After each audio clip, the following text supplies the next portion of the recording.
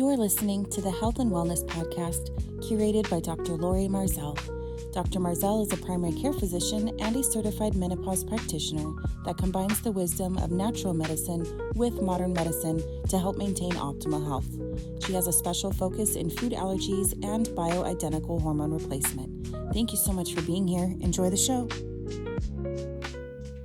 Hi, this is Dr. Marzell. Today I'd like to talk about food allergies.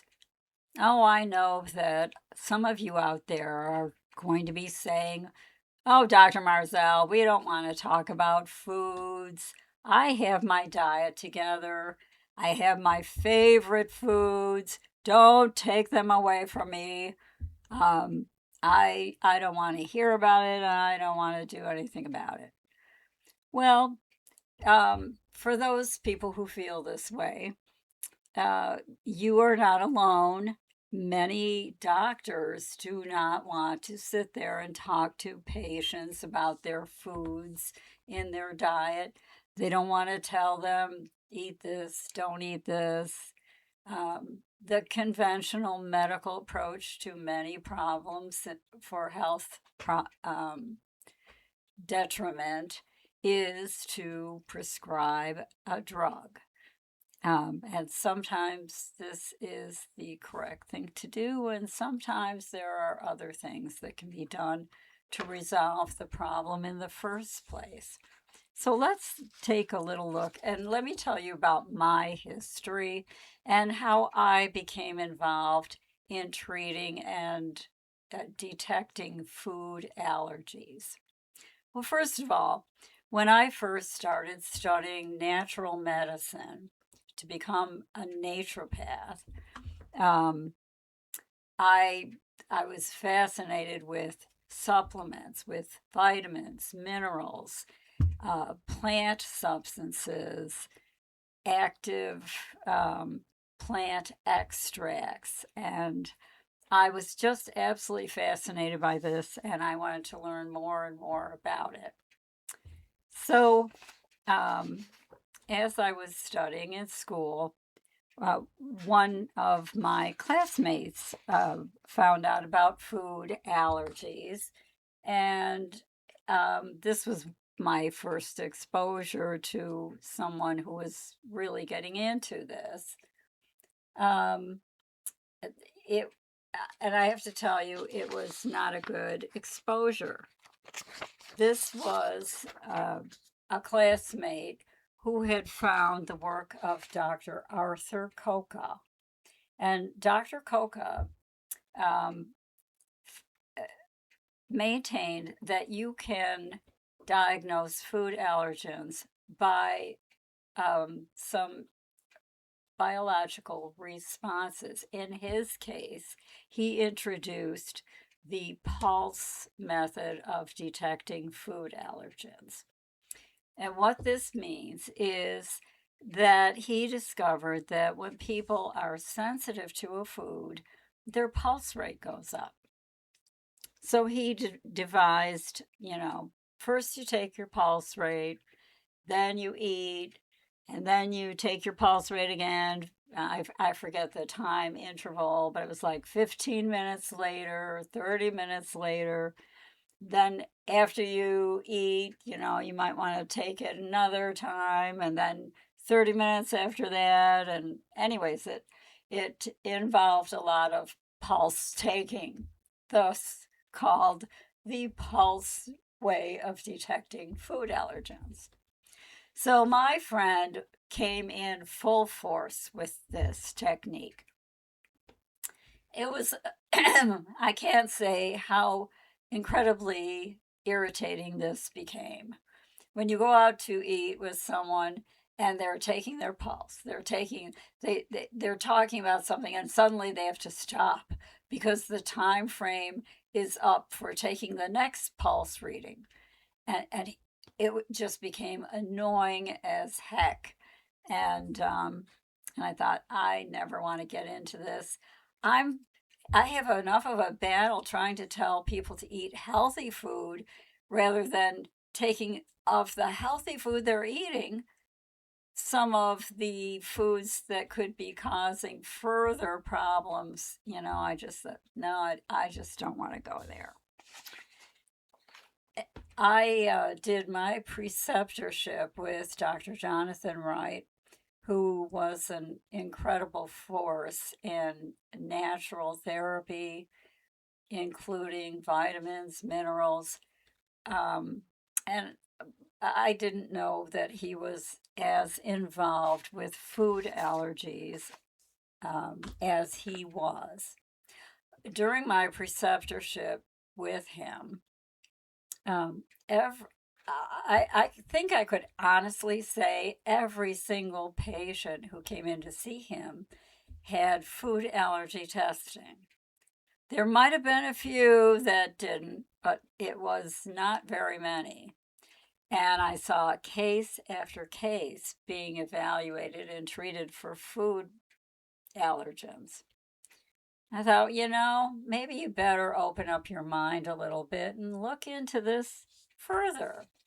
Maybe it's not as bad as you think it is. When I came home, I started thinking about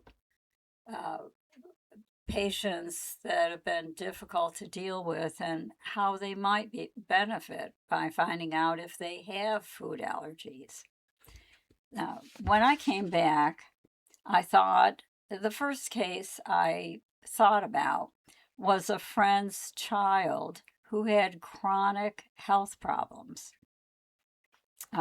This boy was about 5 years old at the time, and his father had just been contacted to request that they remove him from kindergarten. This was the third attempt at the child being enrolled in kindergarten. He could not even make it through a few weeks of kindergarten without upsetting the entire class and causing problems. So the teachers would say, oh, he's just not mature enough. Boys mature later than girls. He's just not ready for this, blah, blah, blah, blah. And in addition to having difficulty sitting and concentrating, this child had bedwetting problems, soiled his pants at times, and he had a condition that was kind of rare called bullous impetigo. This is a staph infection which presents as blisters. In this case, he had these all over his legs at times, coming and going. He was treated with topical and oral antibiotics, which is the usual treatment.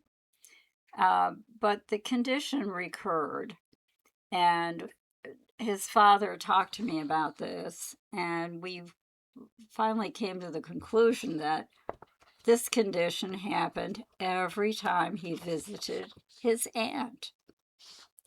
He said he loved going to visit his aunt because she served a lot. His favorite peanut butter and jelly sandwiches served with a large glass of milk. I decided we should try food allergy testing. It was a life-changing result for this child and his father. His main allergens were found to be dairy, wheat or gluten, and peanuts.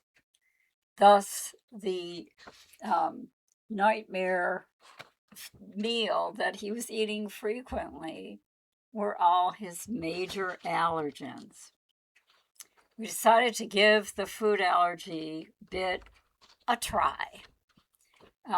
So his father was very good. He took out the dairy, substituted it with other things, took out the gluten products, and no more peanut butter. Within 3 days after eliminating these foods, he became an entirely different child. I remember him sitting on the steps outside, quietly playing with his toy trucks. He was not screaming. He was not running around. He was just happily playing and content. I'd never seen this child act like this. I was personally astonished. The impetigo that he had so many occurrences of totally cleared and did not return. He no longer had bedwetting problems. He no longer was soiling his underwear. And he was able to interact with other children without difficulty. He turned out to be one of the most intelligent children I have ever met. And he turned into a very good student.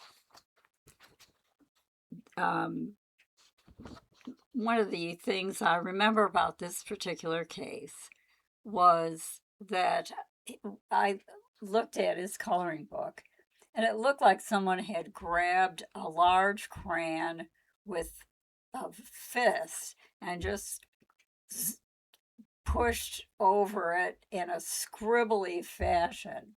And you'd have these just scribbled, dark, nothing was within the lines. It was just a mess. And he, at the age of 5, should have been able to do better on a coloring book.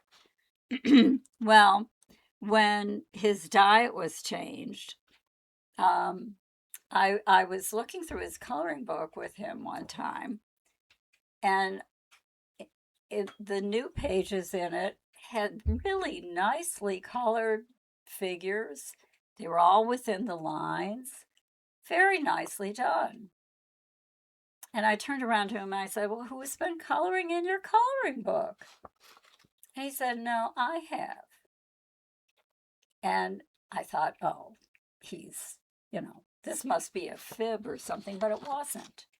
Within a few days, if you can imagine what his original coloring book looked like, and then within a few days, the difference in his ability to think and mechanically function with crayons and things like that, it had totally changed. This was astounding, and it certainly convinced me of the necessity of testing for food allergens and for treating. I'd like to stop at this point and talk a little bit more about this really interesting subject. So stay tuned for further interesting, I hope, podcasts. And have a good day. We look to see you returning soon. Thank you so much for listening. If you learned something, don't forget to share with a friend. You can visit us at www.drmarzell.com. We create content for you. If there's a subject we have not discussed or a topic you want to dive deeper into, let us know how we can empower you. Questions can be submitted on our website under the podcast page. Until next time.